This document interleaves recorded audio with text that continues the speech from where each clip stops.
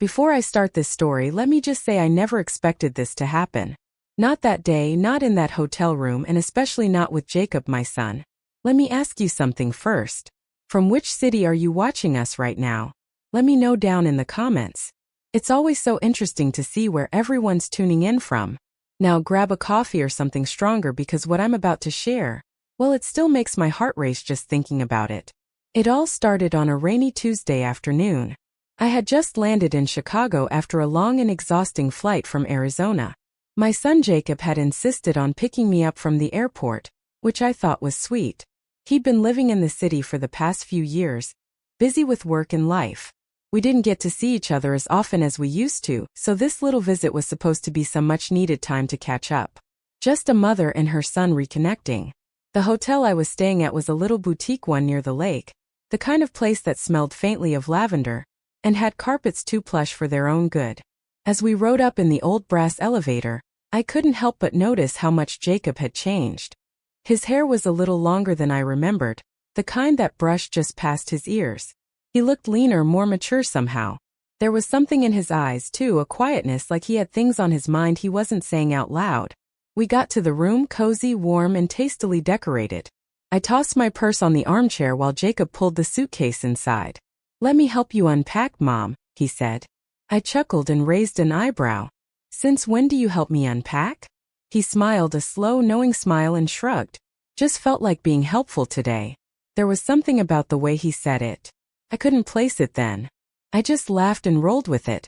He opened the closet doors and started hanging my dresses on the padded hangers, being surprisingly gentle with each item.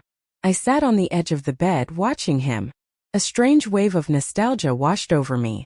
I remembered hanging his tiny jackets on hooks by the door when he was in kindergarten. And now here he was, all grown, hanging my clothes like some kind of quiet caretaker. "Everything okay, sweetheart?" I asked. He paused mid-motion, holding one of my blouses. His fingers lingered on the fabric. "Yeah," he said, but his voice was quieter, just thinking. I tilted my head. "About what?" He turned toward me and sat on the edge of the dresser, folding his arms. "About us, I guess." I blinked. That was unexpected. "What do you mean?" I asked softly. He looked away for a moment, and I could tell he was trying to find the right words. "It's just we haven't really had time to talk in a while. Not deeply, not like we used to." He was right. Life had scattered us in different directions. Between my retirement, his job, and everything in between, we'd lost touch with the emotional closeness we once had. I patted the bed next to me. "Come sit." He did, and for a moment we just sat there in silence, listening to the rain tapping softly against the window. It felt like time had paused. The kind of pause that's pregnant with something unspoken. "You used to tell me everything," I said. Jacob let out a small breath. "I know. I've missed that." I reached over and touched his hand. "Me too."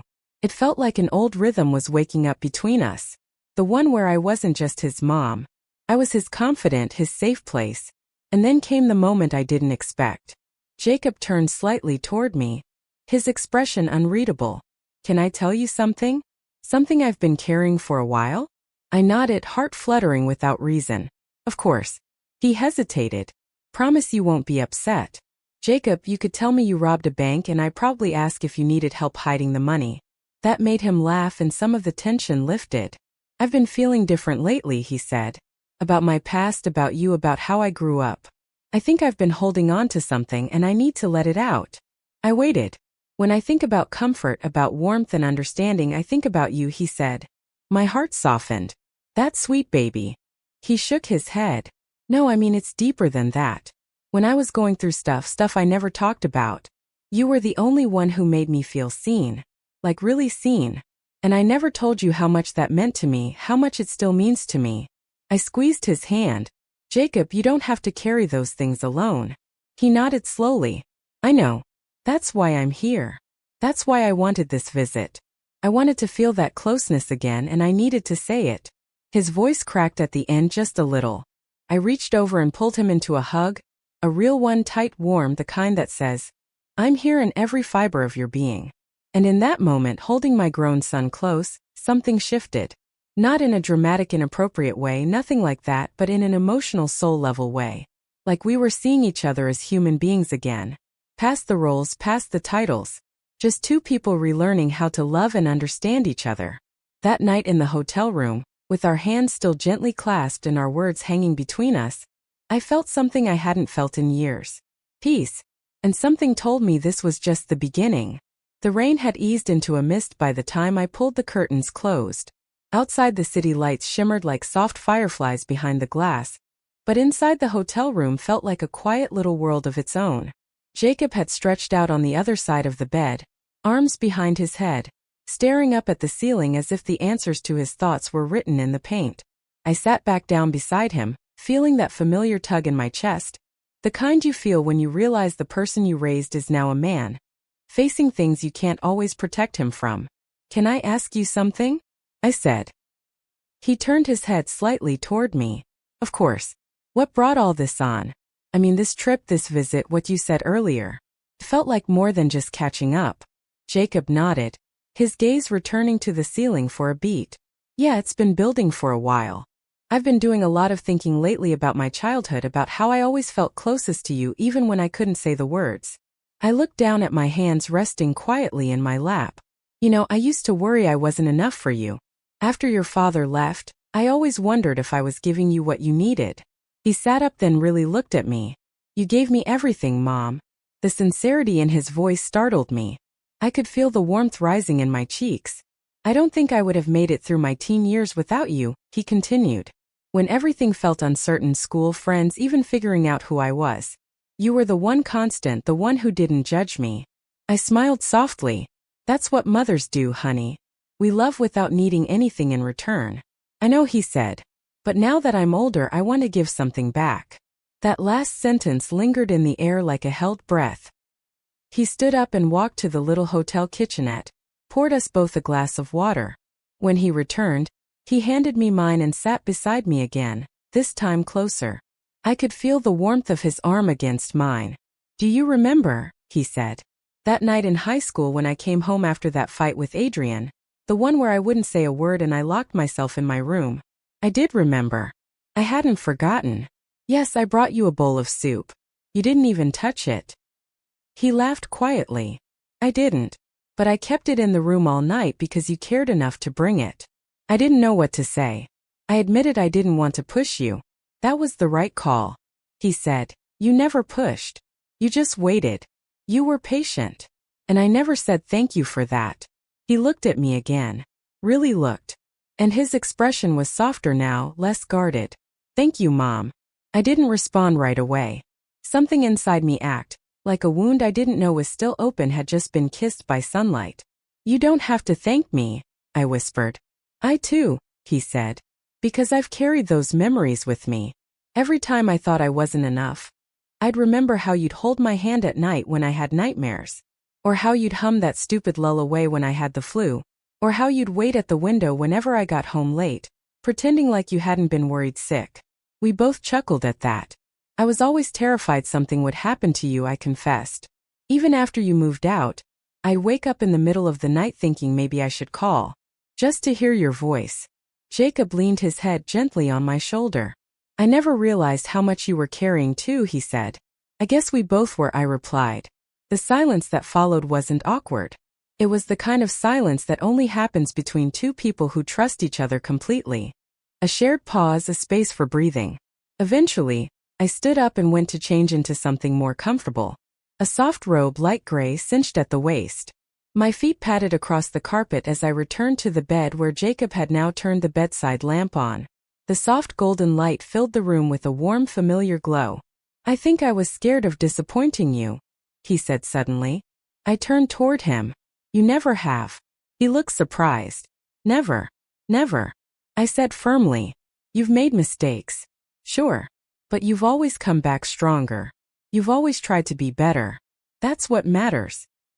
His eyes seemed to glisten slightly, though he blinked quickly and looked away. "I wish I could go back sometimes," he murmured, "to when things were simpler." I smiled. "They were never simple, sweetheart, but we made it feel that way because we had each other."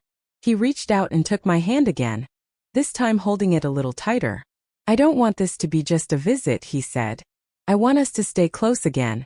Not just text on holidays or the occasional phone call. I miss this us. My throat tightened. I hadn't realized just how much I'd needed to hear those words. I miss it too, I said. And you're right. We don't have to wait for flights and hotel rooms to talk like this. We sat like that for a long time, just holding hands, listening to the quiet hum of the room. And in that stillness, something was healing between us, something long overdue. He brushed a hand over his forehead and let out a breathy laugh. You know, I didn't expect any of this. I thought I'd drop you off, help with the bags, maybe grab dinner. Not this. I laughed too. Life has a funny way of surprising us when we least expect it. Jacob nodded. Yeah, but I'm glad. So am I said, squeezing his hand one last time before letting go. Later, when we both settled in for the night, he on the small couch, me in the bed, I turned off the lamp and closed my eyes. And for the first time in a long time, I didn't feel alone. In fact, I felt something else entirely. Whole. I woke up to the sound of soft city traffic outside the window. A few horns, a passing siren, the rhythmic hush of tires on wet pavement. For a second, I forgot where I was. The hotel ceiling stared blankly down at me. And then I heard it, Jacob's voice, low and gentle, speaking into his phone from the other side of the room. Yeah. No, I'll be staying with her for a bit longer.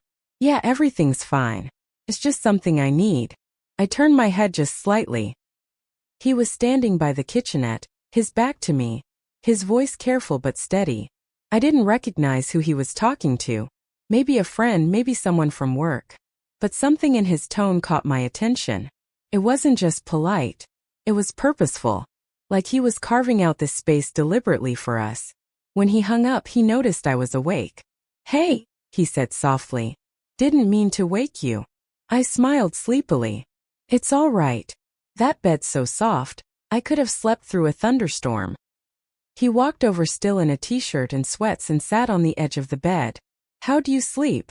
Well, better than I have in weeks, honestly. There was a pause, not heavy, just full of possibility. I'm glad, he said. We ended up going downstairs for breakfast. The hotel's little bistro was quiet that morning. A few scattered tables occupied by business travelers, scrolling through their phones. We sat by the window, Jacob sipping coffee, me savoring a perfectly fluffed omelet. I've been thinking about what you said last night, I said between bites. He looked up curious. You were right about how we've let time pass without keeping up. And I think I convinced myself that was normal, that mothers and sons naturally drift as they get older. Yeah, he said slowly. But I don't want that to be our story. I reached across the table and touched his wrist lightly. Neither do I. There was something in his eyes again. That same searching look from the night before, like he was on the edge of saying something but still figuring out how. You know what's funny? He said after a moment. I've been talking to my therapist about you. That surprised me. Me? He nodded. Not in a bad way. Actually, in a way that helped me realize just how much of who I am came from you. The way I talk, the way I handle stress, even how I try to take care of people. I sat back a little, absorbing that. I didn't know you were in therapy. Started a year ago. He said it was overdue. Helped me unpack some stuff, and I realized there was a lot about my childhood I'd never fully understood, especially how much you shielded me. I nodded slowly. I tried my best. There were things I didn't want you to carry. Things you were too young to make sense of. Yeah, he said. But I think in the process of protecting me, you forgot to let yourself be seen too. That caught me off guard. He continued. You always looked strong, always had an answer, but I remember a few nights hearing you cry through the wall. I was too scared to say anything then, but I never forgot. I swallowed hard. Those were lonely years, Jacob, being both mother and father, trying to work, pay bills, cook, clean, and still be emotionally available for you. There were nights I'd lie awake wondering if I was doing any of it right. He reached over and took my hand again, just like the night before. But this time it was firmer, more present. You did more than right, he said. You gave me something no one else could. A foundation. For a long moment I couldn't speak. There was a lump in my throat, and even blinking felt like too much effort. I just let myself feel it. All of it, the gratitude, the ache, the joy, the years we'd lived parallel but never said the things that needed saying. We walked the city for a while after breakfast. The rain had stopped and the sky was a cool gray canvas. The sidewalks glistened and the air smelled like fresh pavement and coffee from the nearby cafes. We didn't talk much. We didn't have to. We moved in sync like we were rediscovering an old rhythm we didn't know we still had. Back in the room, as the afternoon light mellowed through the window, we both settled into the kind of quiet that only comes from trust. I sat at the desk, flipping through a book I had brought, while Jacob lounged on the couch, sketching absently in a notepad he carried everywhere. Another thing I hadn't known he did, drawing. "What are you working on?" I asked. He turned the pad toward me, revealing a loose but elegant sketch of a woman sitting by a window. Profile view, hands folded in her lap, hair pinned up. "That's me," I said softly. He smiled. "Yeah, from this morning." There was something deeply moving about seeing myself through his eyes, quiet, gentle, thoughtful. For so many years, I had only seen myself through the lens of responsibility. But he saw something different. Something I'd forgotten was even there. "Jacob," I said. "Thank you." He met my gaze. "For what?" "For seeing me not just as your mother but as a person." He nodded slowly. "You're an amazing person, Mom." That evening we ordered dinner in room service, pasta and a slice of cheesecake we split. We watched an old movie, the kind he used to roll his eyes at but secretly liked. And as the final credits rolled, he turned to me with an expression that was different than before. Not just reflective but something deeper. "There's one more thing I haven't told you," he said. I looked at him, heart steady now. "Okay." He sat forward. "I've been scared to come back here to this kind of closeness because I didn't want it to stir up things I didn't know how to handle." "Like what?" He hesitated. "Like how strong our bond is. How it goes deeper than just parent and child.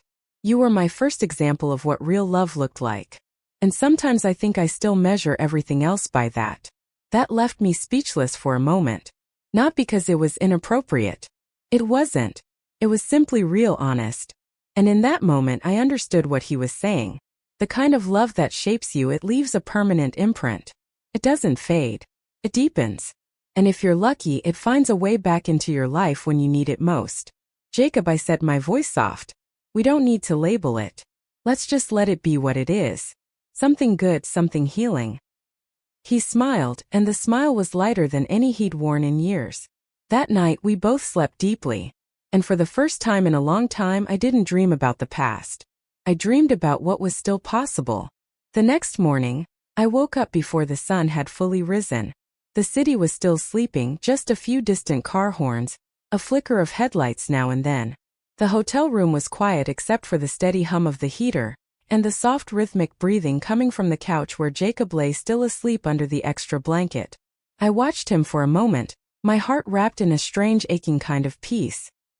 He looked younger in sleep, less burdened, more like the boy I used to wake with whispered good mornings and warm toast. It hit me then with a kind of bittersweet clarity. This wasn't just about the visit. It wasn't just about catching up after lost time. Something deeper had been repaired between us. Not loudly, not with some grand gesture, but quietly, like gold filling in a cracked piece of porcelain. We'd spent so many years drifting past each other, each of us protecting the other from things we didn't want to say out loud. And now, in this strange, quiet hotel room, we'd finally dared to say them. By the time Jacob stirred, I'd already showered and packed my small bag. He stretched, rubbed his eyes, and blinked at me with a half smile. "Morning," he said groggily. "Morning," I replied, gently zipping up my suitcase. He sat up, scrubbing his hand through his hair. "We have to check out already." "Not yet," I said. But I thought I'd get ahead of it. I wanted us to have a little more time to talk before the rush. He stood and walked over to the window, pulling the curtain aside just enough to let in a stripe of pale morning light. "I don't want to leave this behind when we walk out that door," he said, still looking out at the city. "You won't," I said gently. He turned to me. "How do you know?" "Because it's not about the room," I said. "It's about the choice we made to be real with each other again." He nodded slowly. "Yeah, I guess it is a choice." We sat down again, this time across from each other, knees almost touching. "Jacob," I said, "you're a grown man now. You don't need my permission to be honest with yourself. But I want you to know whatever parts of yourself you've been hiding, doubting, or questioning. I've seen them. I see all of you, and I accept all of it." His eyes met mine, and for a second I saw the little boy again, the one who used to climb into my bed during thunderstorms. Not because he was scared of the storm, but because he trusted me to be his calm. Thank you, he said, for always being the one place I could come back to. You're not coming back, I said. You're just continuing with me. Not behind or ahead, side by side. He exhaled slowly like he'd been holding that breath for years. We didn't say much more after that. We didn't need to. Instead, we spent the rest of the morning walking along the lakefront, sipping coffee from paper cups and watching the sunlight reflect off the water in quiet ripples. The sky had cleared and a soft breeze danced around us, cool but not cold. It felt like the city was giving us permission to move forward. When it was time to check out, we stood in the lobby a moment longer than we needed to. I glanced around the space, the soft carpets, the elegant chandeliers, the hushed sounds of suitcase wheels and elevator dings, and realized this place would always carry a certain memory. Now, not because of anything grand that happened, but because of the small, soul-deep things that finally did. Jacob offered to walk me out to the cab. As we stood on the sidewalk waiting for the driver to pop the trunk, I turned to him. "Will you be all right?" I asked. He smiled. "More than all right. And we'll keep talking like this," I added. "Every day if you want," he said. "I don't want this connection to fade again." I reached up and smoothed a hand over his cheek, something I hadn't done in years. "Then don't let it. We both have a say now." He hugged me, and it wasn't a quick, polite embrace. It was the kind of hug that holds time inside it. A closing of a chapter, a promise for the next. As I slid into the cab and the driver pulled away, I glanced back once. Jacob was still standing there, hands in his jacket pockets, watching me go. He raised one hand in a small wave and I mirrored it through the glass. The city faded behind me, but something new had taken root inside me. I've always believed that love takes many forms. It can be loud and messy or quiet and enduring. But the kind that heals, the kind that returns when you thought it was lost, that's the kind you never forget. And maybe, just maybe, this unexpected hotel visit wasn't about packing or unpacking after all. It was about opening up a suitcase neither of us had dared to touch before. And finally together we began to unpack everything that truly mattered.